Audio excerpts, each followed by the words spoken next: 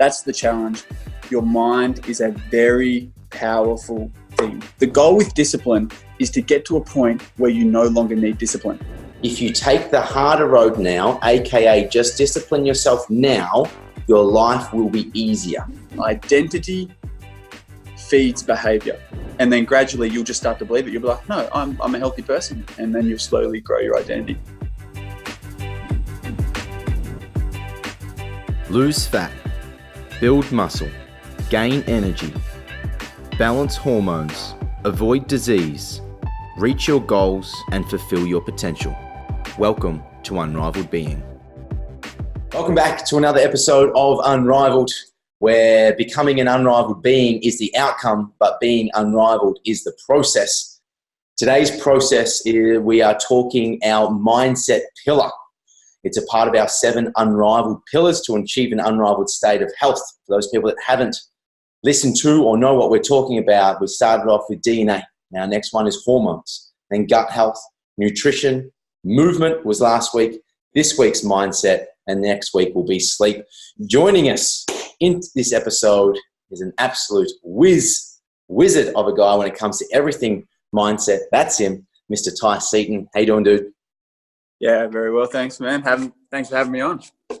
Mate, pleasure. So for those people that don't know, Ty, he is incredible at putting a different light, shining a different light onto some of the activities and mindset, probably habits that you've already created. And the reason why I say that is I just recently went up and spent a bit of time with Ty. I lived with him for a few weeks, and I thought my mindset was good, and he would just question and challenge and propose and prompt a new story, a new way of thinking. And just in the 3 or 4 weeks that I was staying with him, my mindset on everything just expanded. I'm creating default habits and ritual systems, and everything is snowballing. So, dude, let's get straight on into it. It's going to be more of a conversation towards yourself because, man, you've taught me so much and you can only teach our community so much more. So the first pillar inside our unrivaled mindset priority pyramid is identity.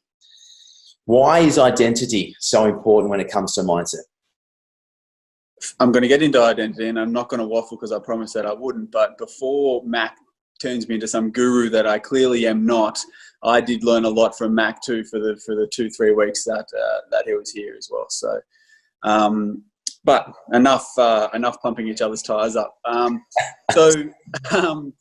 The bottom portion of your priority pyramid for mindset is identity, because identity is everything. It is absolutely everything. I mean, I've heard it on, and I've had my own battles with identity as well. You know, I'm 6'3", 100 kilos, 95 kilos was 100 kilos, and compared to a lot of other people, I couldn't lift heavy weights. And I told myself all the time, I'm not strong, I'm not strong, I'm not strong.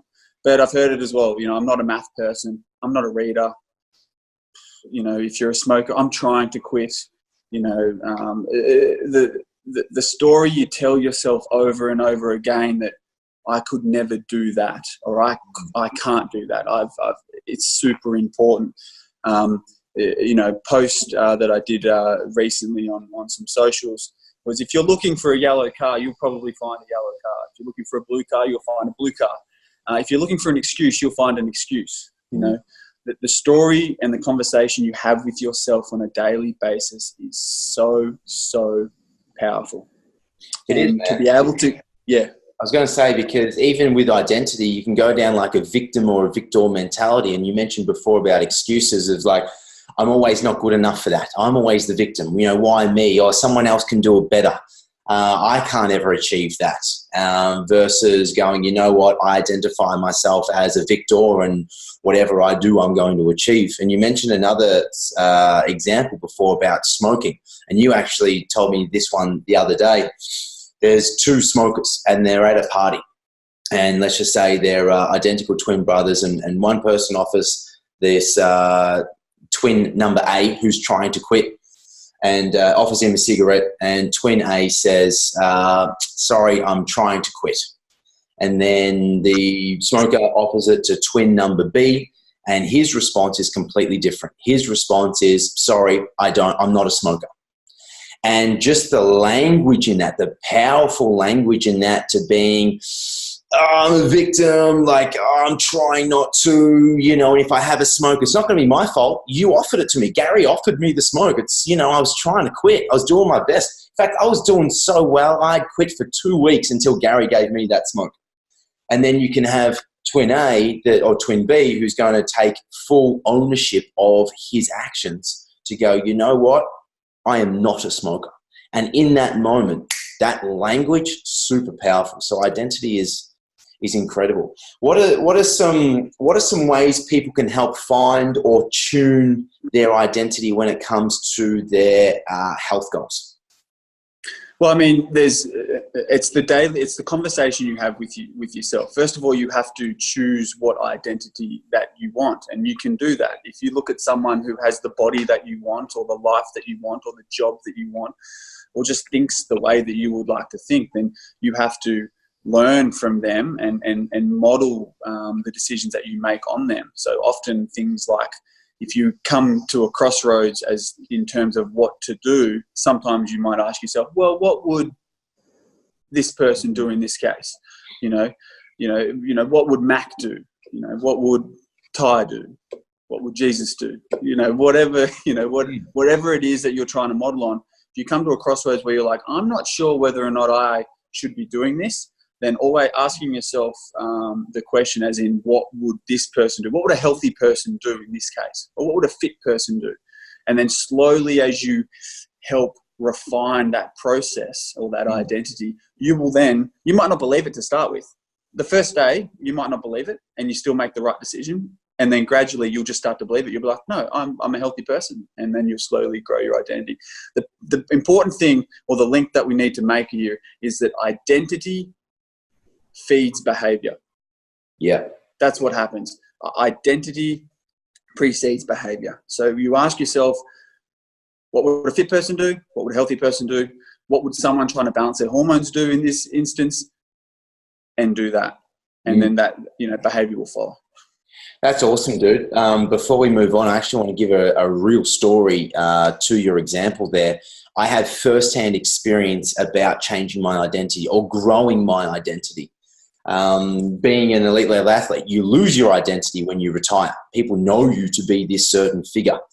And then when you're no longer that figure, they get disappointed and upset or angry, frustrated that you're no longer what they thought you should be. So I've gone through a few identity crises in my life, and I did that exact same thing. I went and stayed with one of my mentors, Roy McDonald, up in the Hunter Valley in Sydney.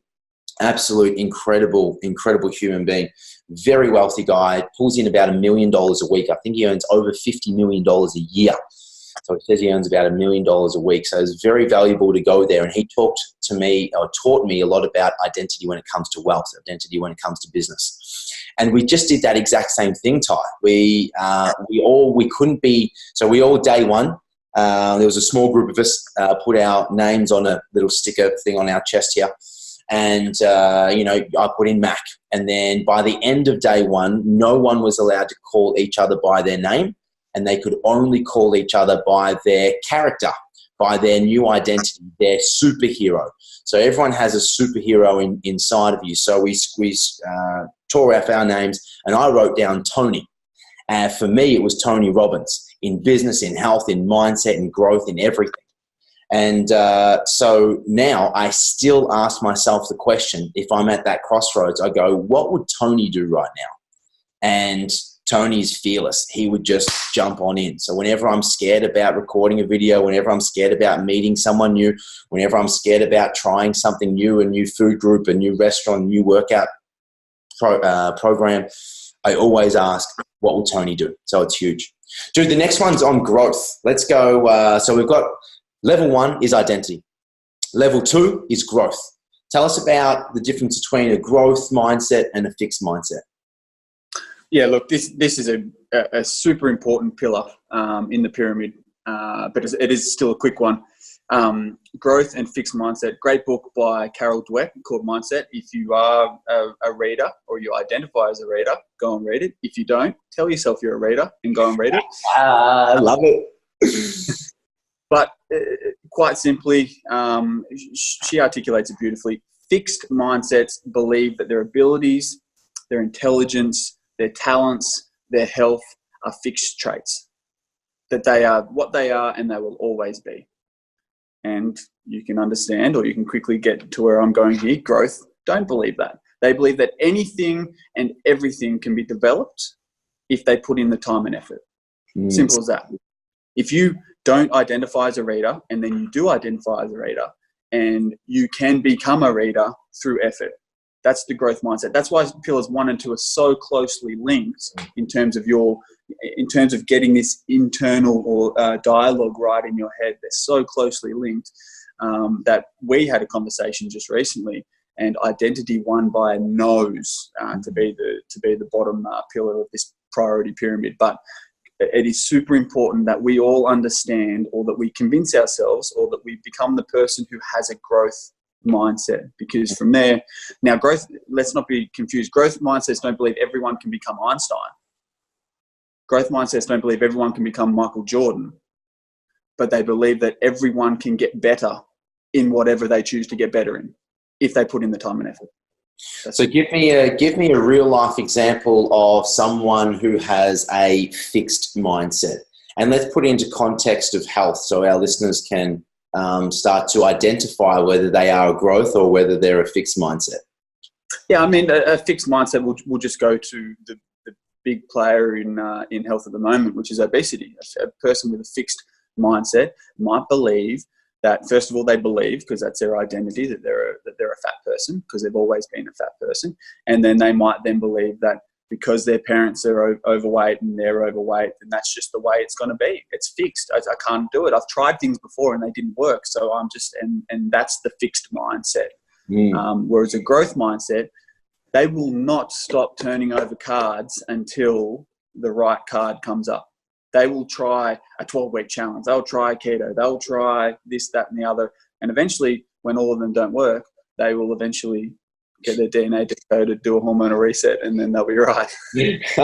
But that's the difference. It's the one and done approach with a fixed mindset, and then there's the never-ending journey of a growth mindset. And now let's just give them some practical tools of how to always grow. And the reason being is, like, you could, like, for example, a fixed mindset, I can't run that distance. I can't go that hard. I can't lift that weight. I can't. A growth mindset is, well, I'm scared shitless, but I'm going to do it anyway. And what I really think that excels the growth mindset is the reflection that you're actually growing, and the appreciation, which is actually going to link back into one of our last pillars, the appreciation of your growth mindset. So I think an action step here to know that you're a growth mindset, at the end of each day, this is what I used to do with my partner. It was an incredible time of day. It was just, we ended the day just in such of a heavenly moment where we would both recognize our growths for the day. And, simply, what did you learn today?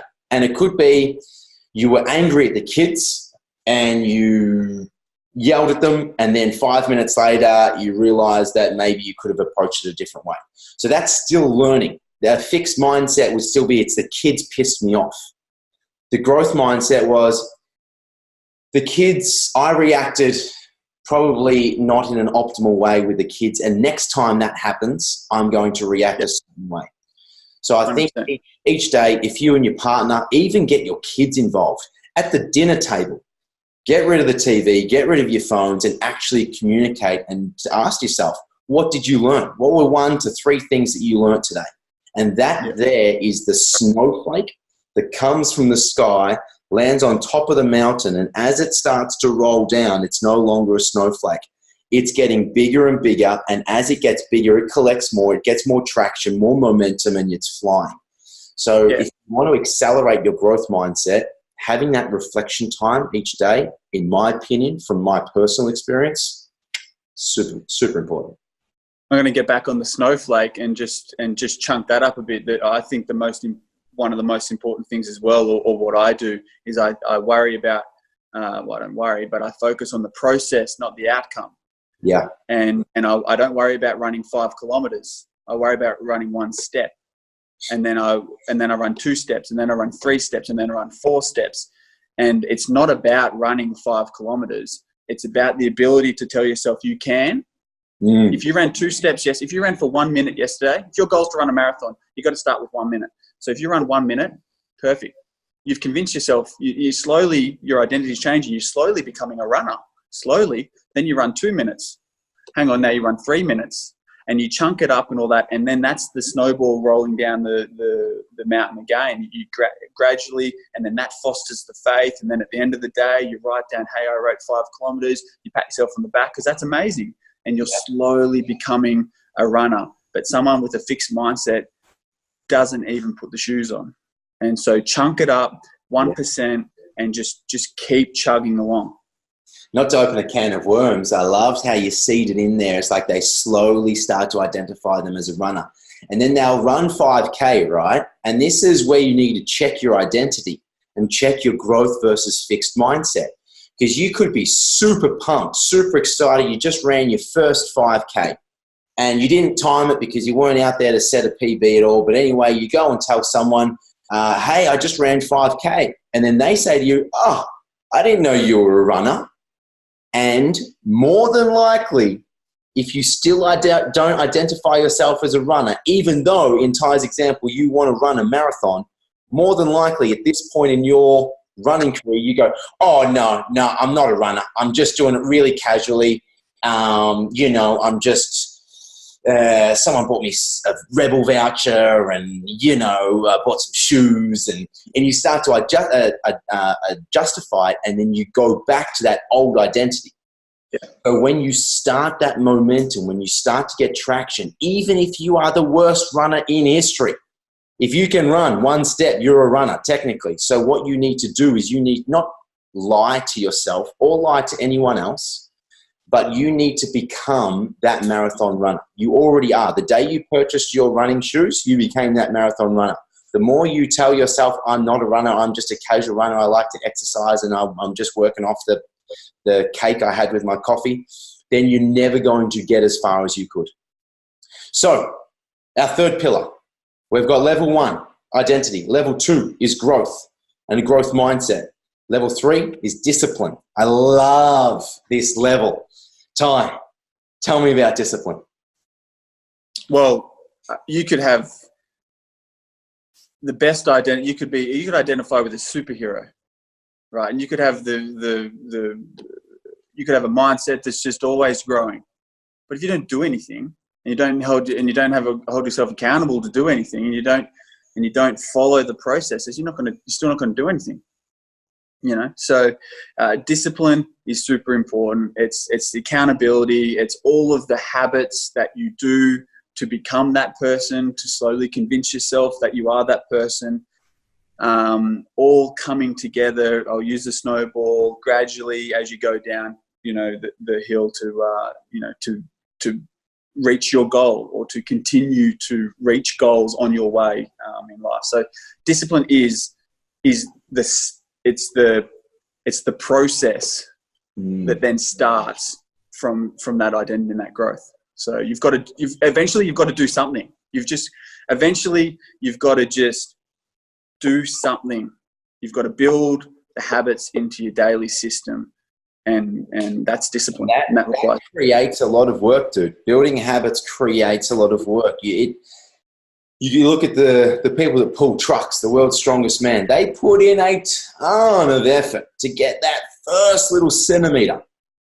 They move that needle a centimeter, then they're moving it an inch, then they're moving it a foot, then they're moving it 2 feet, then a meter, then 5 meters, 10 meters. And by the time they start to get some traction, now they're off and running. And now once they've built that habit, it's easier to continue. And I love, discipline is right up Ty's alley. I learned so much from Ty. This is a guy that has not had a day off training in how many days? I think I can prove about 790, but it's well over 800. There you go. He has not had a day off in over 800 days. Now, talk about discipline, because he identifies that we just need to move our body and you can just do something. What I'd like you to do is tell them about the don't break the chain scenario. Or if you got to, I will. I want to. Discipline seems hard. Like people these days aren't disciplined because it requires a lot of energy at the start, like Mac just said. And I just wanted to get this out because I'm getting old, and if I don't get it out now, it'll be out this side and I'll forget it. We have to recognize that we don't notice tiny changes. You know, if you go for a run today, you're trying to beat that run. If you go for a run today, you're going to be unfit tomorrow. You're still going to be unfit tomorrow. If you eat a full-size pizza tonight, you're not going to be overweight overnight. But if you repeat these behaviors over and over again, they will add up. You will get fitter or you will get fatter. It's as simple as that. And so it's those tiny steps. It's that, you know, large bit of motivation to start with, to pull the truck. And then once you're going, then they start to really add up onto each other. But the goal with discipline is to get to a point where you no longer need discipline. Yeah. That's the magic of discipline. And that's where the term comes from. Discipline equals freedom. Yeah. Have you heard of that one? Yeah, 100%. Yeah. People think that discipline equals lack of freedom because, you can't go out and go drinking, or you're not going to spend money on that. It's like, yeah, for now. But into the future, this allows me the health freedom to be able to do whatever I want, move my body, go for holidays, you know, go bungee jumping. And then in the financial point, it allows me the ability to buy a car or a new house, or I can invest in the property market. And then that's what happens. People have a warped sense of discipline. I don't have discipline I can't remember the last time I was needed discipline to get into the gym. It's so automatic now. Yeah. That it's crazy. Like it's got to a point in my life where if you walk into a dark room, you don't even think about what you do next. You reach for a light switch. Yeah. That's what you do. You dark room, where's the light switch? Flick the light switch. I walk into my house, the first thing I do is get changed to go to the gym. I don't even think about it. Sometimes I can be doing my warm-up going, where am I? Yeah. That's the goal with discipline, is that you just need to be aware and accountable for as long as it takes for you. Now, I can't tell you that it's going to take 21 days. Just 21 days and just 40 days. I can't tell the individual what it's like. All I can tell you is that awareness and accountable until discipline becomes automatic. Yeah. And then you don't need discipline anymore. You don't need discipline to breathe. We do it at an unconscious level. So discipline is when you have that conscious, where it hasn't become an automated, where it hasn't become an unconscious habit. So it's no longer discipline for me, not necessarily to work out like Ty, but to have my DNA smooth. It's no longer discipline for me to meditate in the morning, simply for the fact that I know that even if I don't feel like meditating, and I do, let's just go back on what I said, have to discipline myself. I'm disciplining myself in that moment because I know the rest of my day is going to transcend from there. So if I took the easy road, I love this saying, if you take the easy road now, your life will be hard later. If you take the harder road now, aka just discipline yourself now, your life will be easier. 100%. A lot of us don't need discipline to brush their teeth. Yeah, I'll just go to your meditation there. Every now and then you might miss a day. And every now and then you might miss a day brushing your teeth. You might have a couple of wines with dinner and get a bit silly and get to bed and fall straight asleep. But all it takes for you to wake up in the morning with a furry mouth and a dry furry mouth and go, I'm not going to miss brushing my teeth again. Yeah. And same with you. You miss a day of meditation just because of the feeling and the state of power that it gives you to start your day. You get to the afternoon and go, I'm missing something. Cool. And that's one thing I've learned how to click since Mac was here. I missed something. Exactly. It was meditation. I'm not going to do that again because of how it makes me feel. So it's super important. So very quickly, let's give them an action step before we move on to the final two top of our pillars. How could one person create more discipline? What's the first part in them linking that chain? Because habit, what is it? Habit track and don't break the chain. Simple as that. You need to have an intention of what you do. You need to write down, I will go for a run on Monday, Wednesday, Friday. You write that down, put it on the fridge. It's elementary, put it next to the kids' pictures and all that. Don't care, whatever, on the chores list. Put mum, dad up there as well, and have the kids go, hey, how come you didn't go for a run? I have to go take the trash out. Why didn't you go for your run? I don't care what you do. Put it up on the board, cross them off as you go, because as you cross it off, it'll foster the faith that you can do this, which is super important. And then you also get something. Exactly. Yeah, exactly. If you go back to the hormones priority pyramid video, you'll learn about that. But there's something powerful in not breaking the chain. Like, I think now that a day that I feel a bit sick or my lower back's a little bit sore and I'm like, oh, maybe today's the day I don't do a workout. And I'm like, no way. 820 days? No, I'll get in there and do something. I'll just get on the assault bike and do 10 minutes. I'll get in there and do some mobility stuff and some push-ups. I'll do something. Do something. And so the habit track, and once you start to track your habits, then don't break the chain. Yeah. After don't break the chain. If you do break the chain, because we're all humans, just never miss twice. That's a rule that I have. Never miss twice, because missing once is human. Missing twice is the start of a new habit. I love that, man. I love that. And very last thing that I actually thought you were going to say, but while I didn't even think about it until you were talking, I was like, oh, you didn't say this. Discipline yourself to set yourself up for success. You mentioned, put your, I'm writing, next to the kids' chores for the week. You write Monday, Wednesday, Friday, run. Discipline yourself so you not only tell them, but your running gear is at the door. So you literally have to walk over your running gear. So it takes you more effort not to do it than it would be to do it. Yeah. So like choice architecture is really important.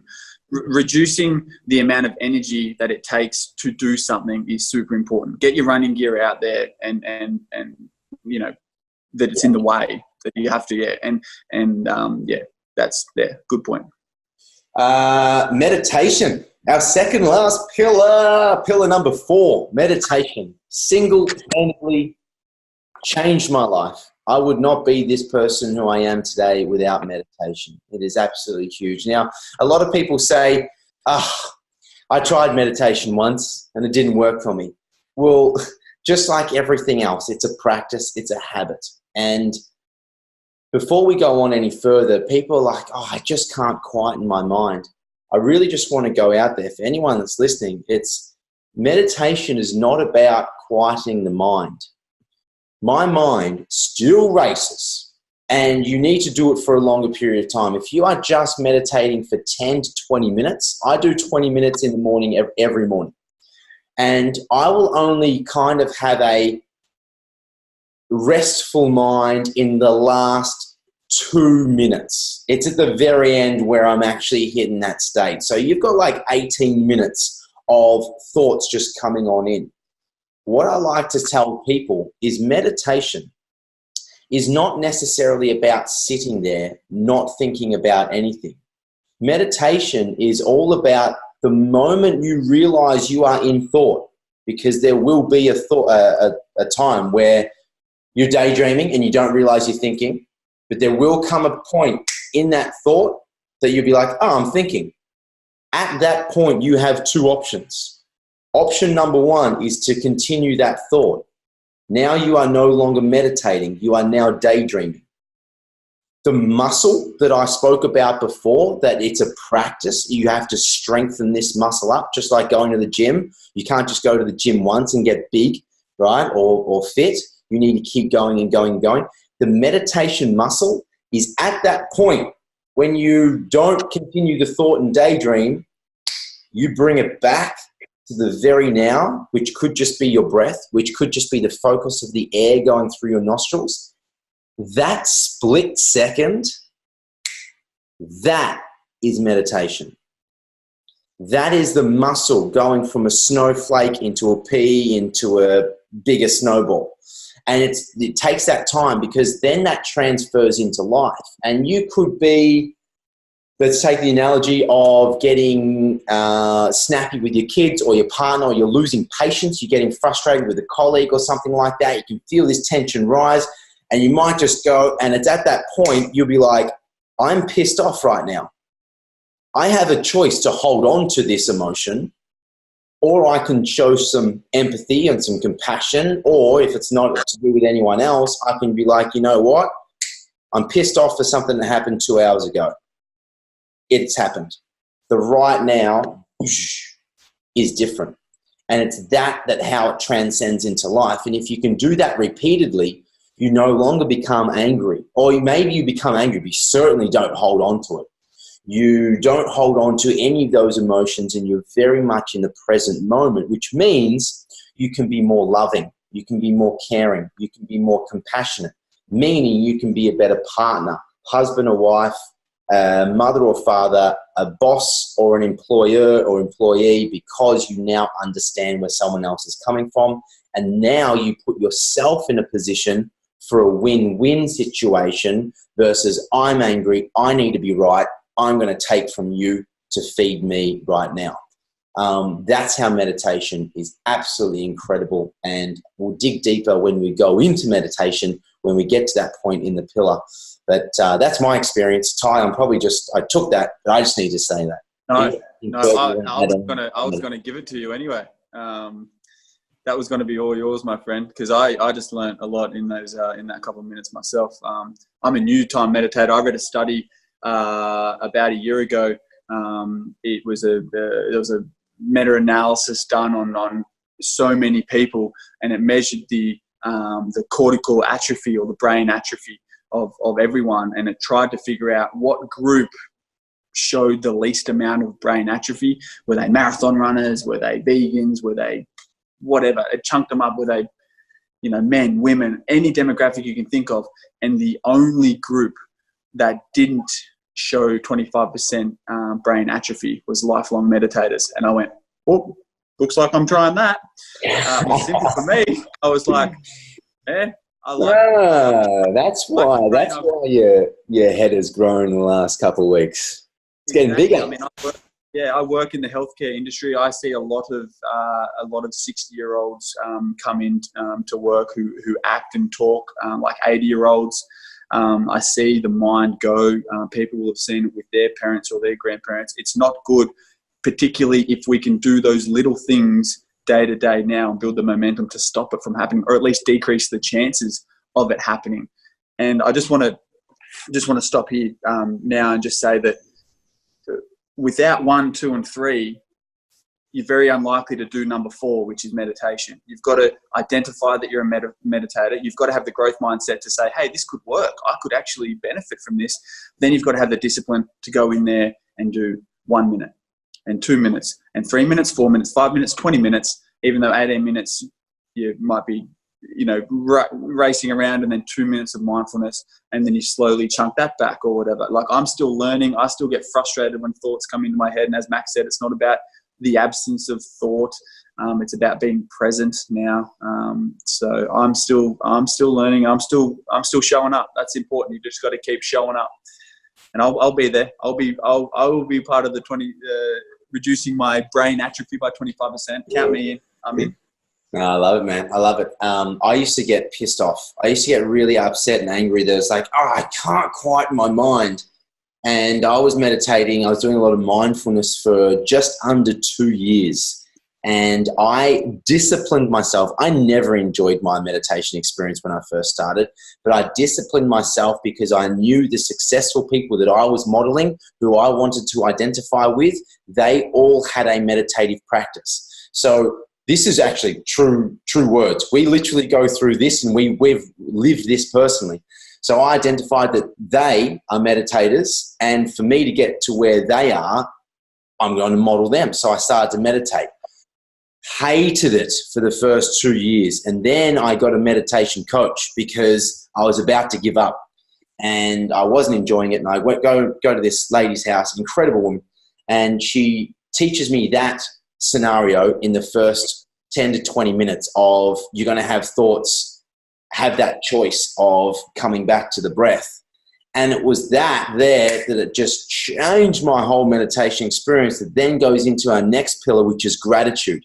I was then, thankful that I showed up for the last 2 years thinking I was doing it wrong, yet I was actually doing it right. I just needed someone to reframe it. And then therefore that just took my meditation on another level, and it's because of gratitude. So dude, you are massive on gratitude. Let me know your gratitude practices. Well, I mean, first of all, I've always, so this is the top of the pyramid, because we don't have any points to our pyramid, because we don't know everything at the moment, and we're always learning and evolving. So we'll just leave the point there, so we've got room to grow. I've always been a grateful person. I've always thought that I was a grateful person. And I think that's probably why I've seen, I mean, from how I judge success, and I won't define success for anyone else, but I think I've been semi-successful in my career probably because of that. But I didn't know the power of actually writing it down or actually verbalizing it to someone else, you know, either turning to your partner and saying one thing that you're both grateful for, or writing it down and looking at it. You know, Mac talked about it in growth as well, you know, actually writing something down, or discipline, was it growth? Writing it down, fostering the faith, you know, positive thinking, looking back, all that kind of, it's so important, because I can look back 2 weeks ago and have a look and go, you know, well, things are all right. You know, I've got a roof over my head. I've got food, you know, healthy food in the fridge. I've got, you know, a gorgeous girlfriend. I've got a couple of gorgeous dogs, you know, family. Things aren't so bad. I'm peaceful, but I'm still not satisfied. I'm still growing. I still want to keep getting better. But at the end of the day, I can put my head on the pillow, turn to the girlfriend and say, you know, I'm grateful for what we have. And just verbalizing it is oh so powerful. What I then found is that my, I suppose, success or happiness just took off, because I became more grateful. By saying it, it had an overwhelming impact on my life. And then I started to attract more positive things because of how positive I was being. You know, everyone's heard of law of attraction. And then what that led to was more things to be grateful for. And then I was on this sort of happiness, grateful, positivity loop that I'm, you know, happy to say I'm not off yet and don't plan to be. There's a super powerful message in what you said. And one of the practical sort of gratitude moments I've had, and I'm going to actually cut myself there, is we say this all the time. All of our pillars work independently, but they also work interdependently. That's our 7 pillars. Now you have a look at our mindset priority pyramid. You can have, as Ty said, you can have identity, but, you know, if you don't grow and discipline, you know, 1, 2, and 3 are all sort of working together. If you don't have 1, 2, and 3, you won't have 4. And at 4, you're very unlikely to have 5. Gratitude, going back to identity, going back to a growth or fixed mindset. Gratitude, going back to discipline.